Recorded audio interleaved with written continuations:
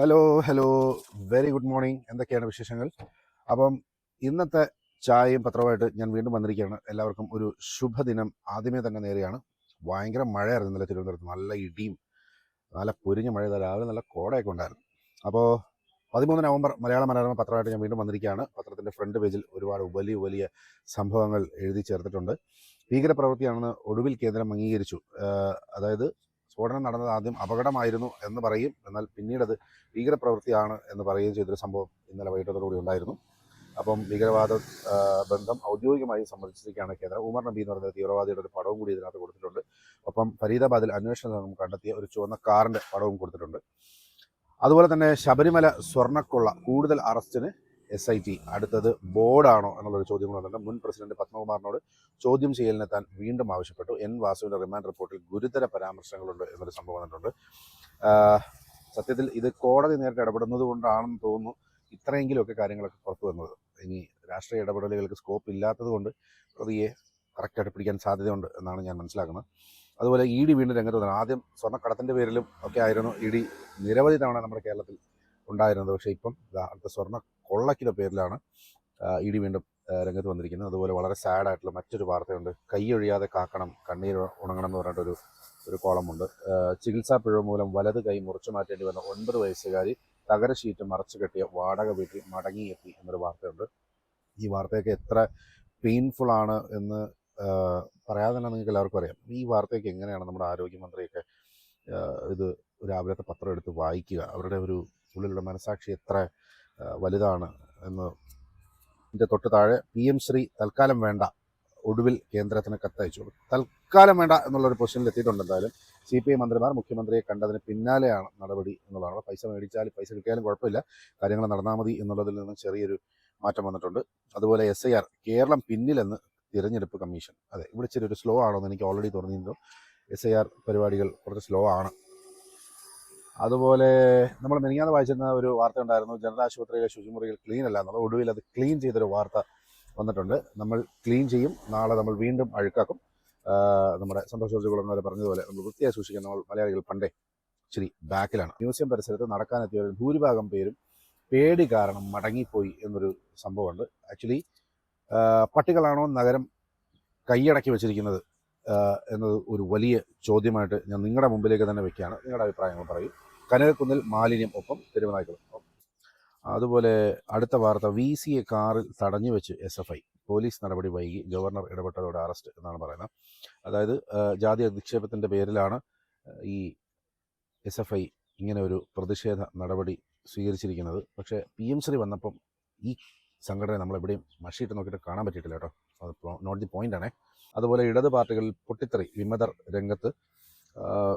തദ്ദേശ തെരഞ്ഞെടുപ്പുമായി ബന്ധപ്പെട്ട് ഈ പാർട്ടിയിലുള്ള ആ പാർട്ടിയിലും ആ പാർട്ടിയിലുള്ള ഈ പാർട്ടിയിലും വിചാരിച്ച സ്ഥാനങ്ങൾ കിട്ടാത്തതിൻ്റെ പേരിലുള്ള തമ്മിലടികളൊക്കെ 2 പേജ് നിറച്ച് കൊടുത്തിട്ടുണ്ട്. നമ്മുടെ വാർഡിൽ മത്സരിക്കുന്ന വാർഡ് മെമ്പർ, അയാളുടെ കോട്ട കഴിയുമ്പോൾ സ്വാഭാവികമായും പിന്നെ അതൊരു സ്ത്രീ വാർഡായിട്ട് മാറുമ്പോൾ ഭാര്യയെ നോമിനേറ്റ് ചെയ്യുന്നൊരു സമ്പ്രദായം നമ്മുടെ നാട്ടിലുണ്ട്. അപ്പം അങ്ങനെയുള്ളവർക്ക് വോട്ട് കൊടുക്കരുത് എന്നൊരു പേഴ്സണൽ അഭിപ്രായം എനിക്കുണ്ട്. നിങ്ങളുടെ അഭിപ്രായം എന്താണ്?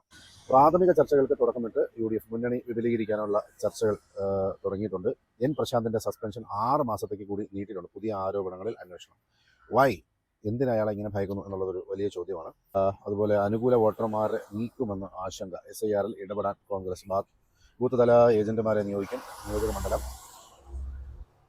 അതുപോലെ ഇന്നലെ ചാനലിൽ വന്നൊരു വാർത്തയിൽ ബീഹാർ ഇലക്ഷനിൽ ഒരു മണ്ഡലത്തിലാണെന്ന് തോന്നുന്നു EVMകൾ പരിശോധിച്ചപ്പോൾ അതിനകത്ത് ബാറ്ററി ലെവലുകളും വോട്ടിൻ്റെ അളവുകളും പെർസെൻറ്റേജിലും എല്ലാം 80 to 90% ഒക്കെ റിപ്പോർട്ട് ചെയ്തു എന്നൊരു സംഭവം വരുന്നുണ്ട്. അപ്പോൾ അതുകൊണ്ട് എല്ലാ മുന്നണികളും ഒരുപോലെ കേരളത്തിലെ ബൂത്തുകളിലും വോട്ടർ പട്ടികയിലും ഒക്കെ കൃത്യമായി കണ്ണുവയ്ക്കുകയും എല്ലാവരും വോട്ട് ചെയ്തോ മരിച്ചുപോയവരും ഇവിടെ ഇല്ലാത്തവരും ബ്രസീലിൽ നിന്ന് ആരെങ്കിലുമൊക്കെ വന്ന് വോട്ട് ചെയ്തിട്ടുണ്ടോ എന്നൊരു പ്രത്യേകം ഒന്ന് ശ്രദ്ധിക്കുന്നത് നല്ലതായിരിക്കും.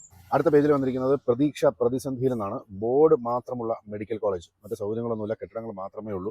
ഇതിനെ മെഡിക്കൽ കോളേജ് എന്ന് വിളിക്കാമോ എന്ന് ചോദിച്ചുകൊണ്ടൊരു കോളം വന്നിട്ടുണ്ട്. Manjeri medical college, Konni medical college, government medical college Palakkad, Mananthavady medical college Wayanad, Parippally medical college Kollam, Idukki government medical college. ഇവയെല്ലാം ഇങ്ങനെ വായുവിൽ നിൽക്കുന്നു എന്നുള്ള രീതിയിലൊരു കോളം. നല്ല നാളേക്കായി ഒരുങ്ങുന്നവർ. സ്ഫോടക രാസവസ്തുക്കളുടെ സാന്നിധ്യം കണ്ടെത്താനായില്ല. അപ്പം പോസ്റ്റ്മോർട്ടം റിപ്പോർട്ടിനായി ചെങ്കുട സ്ഫോടനത്തിൻ്റെ അന്വേഷണം നടക്കുകയാണ്. ഇങ്ങനെ ഭൂട്ടാനിൽ നിന്നും നമ്മുടെ പ്രധാനമന്ത്രി നാട്ടിൽ വന്നിട്ടുണ്ട്. പരിപാടിയോടുകൂടി അന്വേഷണ സംഘം ഭൗജിലെത്തിയിട്ടുണ്ട്. അതുമായി ബന്ധപ്പെട്ട് കുറേ ഏറെ വിമാനത്താവളങ്ങൾക്ക് ബോംബ് ഭീഷണിയുണ്ട്. ഇപ്പോഴും പരിക്കേറ്റവരെ സന്ദർശിച്ച് പ്രധാനമന്ത്രി അങ്ങനെ വാർത്തകളുണ്ട്. ആധാറിൻ്റെ ഒരു ആപ്പ് ഇറക്കിയിട്ടുണ്ട്.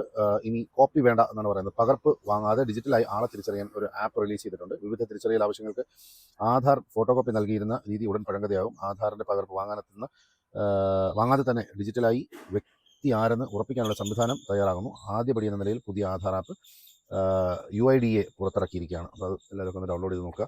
മുതിർന്ന പൗരന്മാർക്ക് മെഡിക്കൽ ഇൻഷുറൻസ്, പൊള്ളുന്ന ചികിത്സ, വൈകുന്ന ആശ്വാസം എന്ന് പറഞ്ഞ മറ്റൊരു കോളമുണ്ട്. ശബരിമല സ്വർണ്ണക്കൊള്ള പാളിച്ച പറ്റിയാൽ സമ്മതിക്കണമെന്ന് ബിനോയ് വിശ്വം. അപ്പം ഇടതുപക്ഷത്തിൽ CPI കുറച്ചും കൂടി ഒരു ന്യൂട്രൽ ഭാഗത്തേക്ക് വന്നിരിക്കുകയാണ്. ജനപക്ഷം, ജനങ്ങളുടെ സാമാന്യ ബോധത്തെ ചോദ്യം ചെയ്യുന്ന പല സംഭവങ്ങൾ നമ്മുടെ നാട്ടിൽ നടക്കുമ്പോൾ അത് ചോദ്യം ചെയ്യാൻ ഭരണപക്ഷത്ത് തന്നെ ഒരാളുണ്ടാവുക എന്ന് പറയുന്നത് ഒരു വലിയ കാര്യം തന്നെയാണ്. അമീബിക് മസ്തിഷ്ക ജ്വരം പഠനം വിവരശേഖരങ്ങളായി അതിൻ്റെ പഠനം പൂർത്തിയായിരിക്കുകയാണ്. വനിതയെ ഉപദ്രവിക്കാൻ ശ്രമിച്ചെന്ന കേസിൽ പ്രതി അറസ്റ്റിൽ. അങ്ങനെ ഒരു സംഭവം ഉണ്ട്.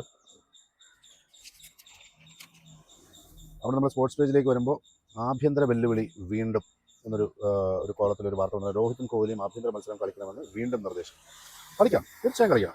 ഇത്രയും പവർ പാക്ട് ആയിട്ടുള്ള ഒരു കോമ്പിനേഷൻ നമുക്ക് വേണമല്ലോ. എന്ത് വില കൊടുത്തും പരമ്പര ജയിക്കണം. ഇന്ത്യ ദക്ഷിണാഫ്രിക്ക ടെസ്റ്റ് പരമ്പര നാളെ മുതൽ. ഞാൻ പറഞ്ഞത് കീപ്പ് ഇറ്റ് അപ്പ് എന്നൊരു കോളം കൊടുത്തിട്ടുണ്ട്. എത്ര വേഗം എന്ന് പറഞ്ഞിട്ട് ഒരു കോളം കൊടുത്തിട്ടുണ്ട്. അതിനകത്ത് പുതിയ ഇന്ത്യൻ പേസ് ബോളേഴ്സിനെ റിക്രൂട്ട് ചെയ്യുന്നതുമായി ബന്ധപ്പെട്ട് ചെറിയൊരു അനിശ്ചിതത്വം ഉള്ളതായിട്ട് കാണുന്നുണ്ട്. അതുപോലെ ഇസ്ലാമാബാദ് സ്വർണ്ണ ലങ്കൻ ക്രിക്കറ്റ് താരങ്ങൾ നാട്ടിലേക്ക് മടങ്ങുന്നു. കളിക്കാൻ വേണ്ടി എടുത്തുകൊണ്ടിരിക്കും. അവിടെ ബോംബ് എന്നൊക്കെയാണ് പറയുന്നത്. അതുപോലെ നേട്ടം തുടർന്ന വിപണി ഇപ്പോഴും ഉണർന്നിരിക്കുകയാണ്.